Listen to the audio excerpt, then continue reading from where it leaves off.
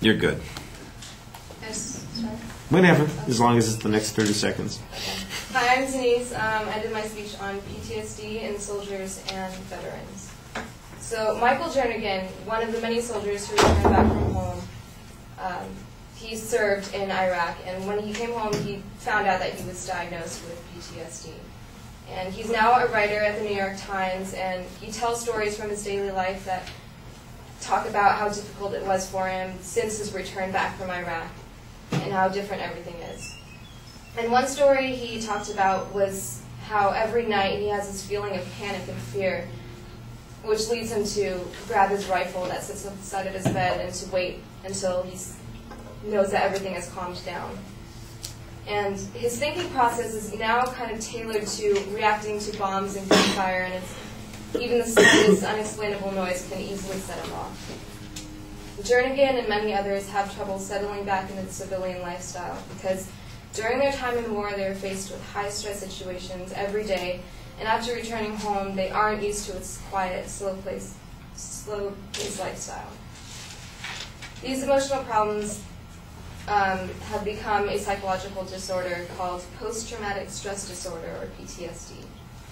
And through the speech, we will learn about 1, the symptoms and severity of PTSD, 2, the negative effect it has on not only the soldier and veteran, but the family and friends as well. 3, the huge population that is affected by this disorder, and most importantly, how little or careless attention it is receiving. So my main claim is that PTSD in soldiers and veterans is a major issue in the United States that is far too often overlooked. Post-traumatic stress disorder, in the case of soldiers and veterans, occurs when a soldier experiences a traumatic event or a series of them that may lead to them having constant nervous breakdowns, depression, emotional numbness, thoughts of committing suicide or homicide. And one man in particular, named Sergeant John M. Russell, was serving his 3rd tour in Iraq, and he was visiting an on-site clinic, but he eventually snapped, and he ended up killing 5 servicemen and wounded 3 others by shooting them.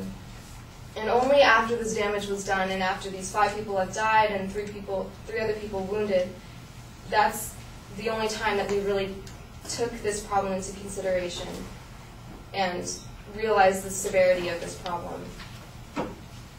The shift from war or home to war is hard, but a lot of people don't realize that the shift from war to home can be just as devastating. And because of this change back to the normal suburban lifestyles, after being used to this danger and risk that the war provides, making the switch back can not only be hard on the soldier to cope with, but also the family and loved ones. PTSD has not only affected soldiers coming back from war, but the family and friends as well. Many soldiers and veterans with PTSD have trouble maintaining jobs, so many of these American families depend on these soldiers or veterans as their main source of income. And so that kind of shows that it doesn't only affect the soldier, but it also affects the entire family as well.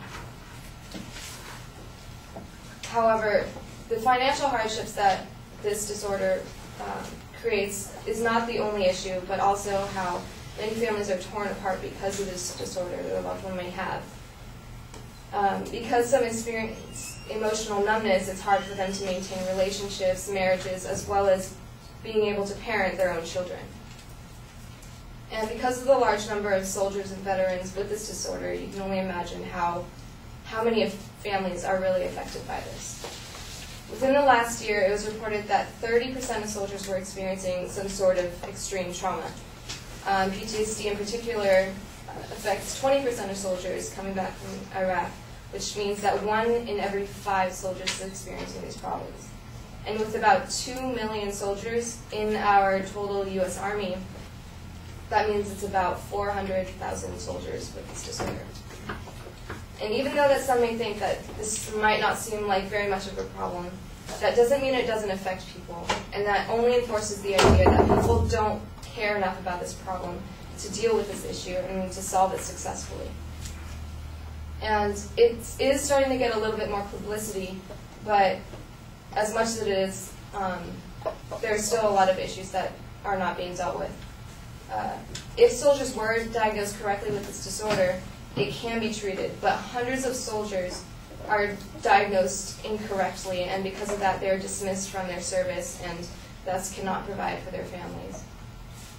And the reason they were wrongfully treated for lies with how they were tested. They're simply given a self-assessment and they fill out whatever answers they deem necessary. And some of these people answer dishonestly because they fear that they're going to be dismissed from their jobs.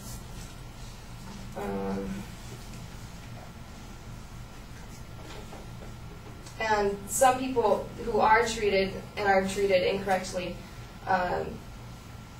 admit that one man admitted that he takes up to 40 pills a day and he never really saw any results, and that was because he wasn't really given the proper medication or counseling. And once he did start to see a qualified psychologist, he did start to see some good results. We are giving this disorder so little attention, not only because the symptoms aren't easily spotted, but because we simply don't know enough about this disorder. The attention it does receive ends up backfiring due to our lack of knowledge on the topic and, unfortunately, our lack of general concern. And despite this large number of people with this disorder and the severity of this disorder and the families that are also affected by it, PTSD is still overlooked as a major disorder and as a real problem.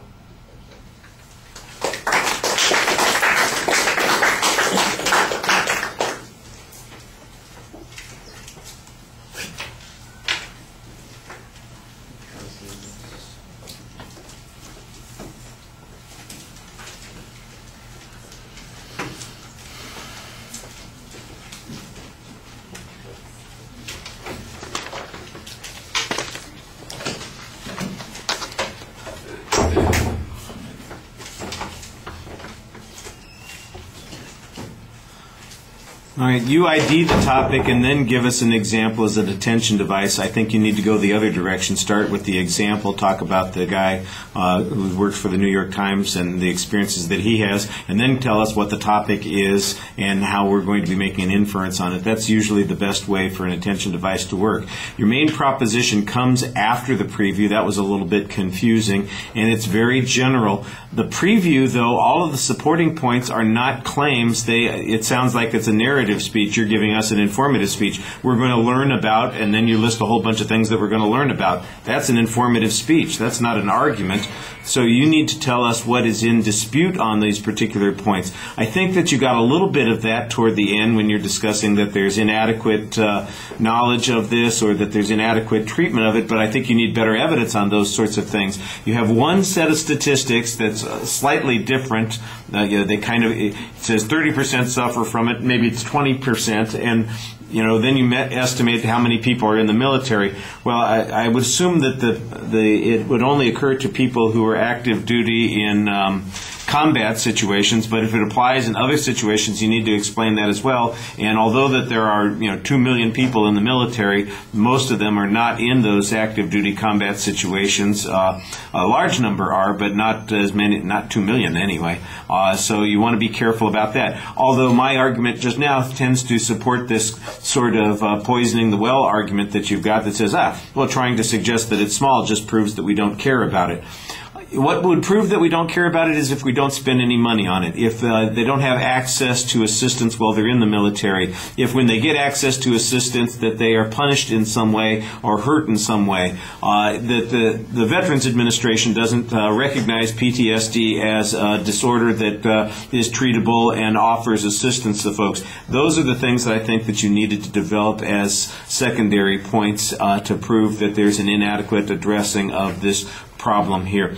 I do think that you also need to cite the sources of information. I didn't hear a specific source citation in the presentation. I like the examples that you had. You had 3 pretty good examples, and I know that you read about them someplace, but we don't get even where the examples come from. The statistics, I didn't hear any explanation of, and then everything else about the for instance, how the assessment is done. You say that they do this self-assessment, and sometimes they lie about this, and then there's no access to assistance. Well, those are all just asserted. I don't have any data. I don't have any expert who says this is true. There's no